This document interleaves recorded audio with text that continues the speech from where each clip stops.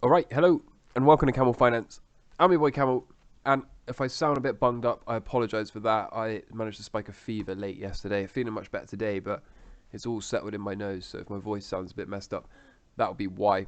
The banks will be closed for Christmas, but Bitcoin will be open all holiday long. So Bitcoin, of course, never closes. Bitcoin never sleeps. Bitcoin continues to do Bitcoin things. The question is anyone out there still bullish on Bitcoin?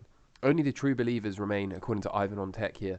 I think at this point it's pretty safe to say we're going to drop into a cycle low around the 6th of January, and from there, then perhaps we can entertain being bullish. But for now, I would expect a whole lot of nothing in the meantime for Bitcoin. I saw this and I thought I'd bring this up because I went to get a haircut yesterday, and actually I was talking about this with my barber. CBDCs will be used to abolish cash.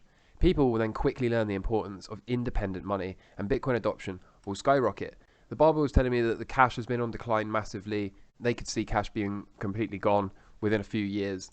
The problem is, as I was explaining to the barber, if you don't exit the system now and then they roll the CBDCs out, they could quite easily prevent you from buying Bitcoin with CBDCs. They could just switch off the functionality for you to use your CBDC on a Bitcoin exchange. So it is important to exit the system whilst you still have time.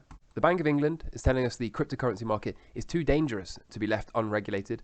And this, of course, comes off the back of the FTX exchange collapsing, SBF being arrested. And speaking of all that, SBF walked out of a court a free man by signing a piece of paper where he promised to pay the court $250 million if he decides to flee to another country with no extradition. This, of course, is totally absurd. And the reason this is totally absurd is, first of all, he doesn't have any money. He's broke. He owes billions of dollars to people that he stole. Second of all, since when are you allowed to sign an IOU for your own bail? I'm pretty sure, I'm not totally clued up on the US justice system. I think it defeats the object a little bit if you can sign your own piece of paper and not even put the money up in the first place. With all that said, I'm not at all surprised that SBF continues to receive special treatment, and I would not be at all surprised if he somehow gets away with this completely scot-free.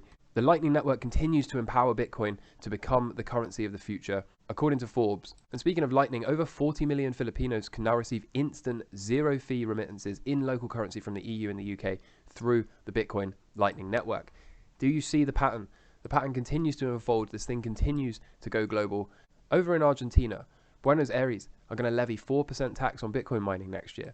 We're also continuing to see game theory play out. We continue to see more and more nations racing to acquire hash rate, racing to mine Bitcoin, and to profit from Bitcoin and Bitcoin mining. Billionaire investor Bill Miller has confirmed Bitcoin remains amongst his top personal holdings, and he says here that he tries to buy things that he'll never have to sell. As more and more billionaires begin to figure out what Bitcoin is and that they want some exposure, there just simply isn't enough to go around, remember, as there are only around 17 million Bitcoin once you adjust for the coins that are lost permanently and the 1 million that are held by Satoshi. You can now check the price of Ethereum and Bitcoin directly on Twitter thanks to an integration with TradingView. As you can see here, you just got to type in the dollar symbol followed by ETH or BTC to see the price directly on Twitter. And speaking of Ethereum, Willy Wu here, a pioneer of Bitcoin on-chain data and analysis, is saying, is this right? Only 3 months after ETH goes to proof of stake, 69% of blocks are OFAC compliant, the Office of Foreign Asset Control, meaning Ethereum is already under control by the US government because, of course, OFAC is a department of the US Treasury. This means all DeFi apps running on ETH are not decentralized finance, and transactions are not censorship resistant. So if you've been watching the channel, again, if you've been watching the channel for a while, then this will not be news to you. I've been saying this for ages. I've also been saying for ages that people will eventually work this out, and when they do, there is massive risk for the Ethereum token, for Ether. So it will be interesting to see as more and more people start to work out this, and this is the truth, okay? This is not speculation, this is the truth. As more and more people start to work this out, I expect the money to exit Ethereum and enter Bitcoin. Whereabouts do you think we are in this chart right here? I know a lot of people will be thinking we're somewhere between fear and panic, or that perhaps we're about to see panic and capitulation. Henrik here thinks we are in depression without a doubt. Does that mean hope, relief and optimism are to follow in 2023? If it does, then is this one scenario that could play out for Bitcoin? Could we see something like this play out in the new year after we hit that cycle low around the 6th of January? Or are we going to be looking at a drop down to 9, 10k perhaps, followed by an accumulation, a pre-halving pump, the post-halving dump, followed by the parabolic move up?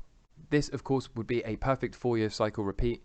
I have not been championing this as an idea. I would like to see this, but I just think this would be too easy. Since we've seen 3 of these before, this would be really easy to trade. Also, the longer this thing goes on for, the higher the top can come in. But at the moment, I'm leaning on this. Of course, by the time we get to, say, February or March, we will know whether or not this is a complete joke and invalidated. And if that is the case, then we will move to this as the primary thesis. Remember, we still have the highest put to call ratio ever. Bears are going to make loads of money if we indeed roll over and take out the lows. Everyone is betting for a crash. Will it happen? I don't know. I've been saying I doubt it for a long time, but here we are apparently pushing down towards the lows. So a lot of this price action is somewhat irrelevant at the moment because the Wall Street traders go on holiday. A lot of the liquidity and the money is removed from the market, and that money will return in the new year when the traders are back at their desks. So I think, as I've said before, it's not much point paying too much attention to the charts in the meantime, and far better to just come back after the holiday period when Wall Street returns to the desks and see which way they decide to shove the market. If you found value here today, I'd appreciate it if you could drop a like on the video, subscribe if you're not already, turn those notifications on. I hope you have a lovely Christmas tomorrow if you indeed are celebrating that. If not, I hope you take some time to enjoy something unrelated to Christmas. In the meantime, look after yourselves, take care from me, all the best, cheers, bye.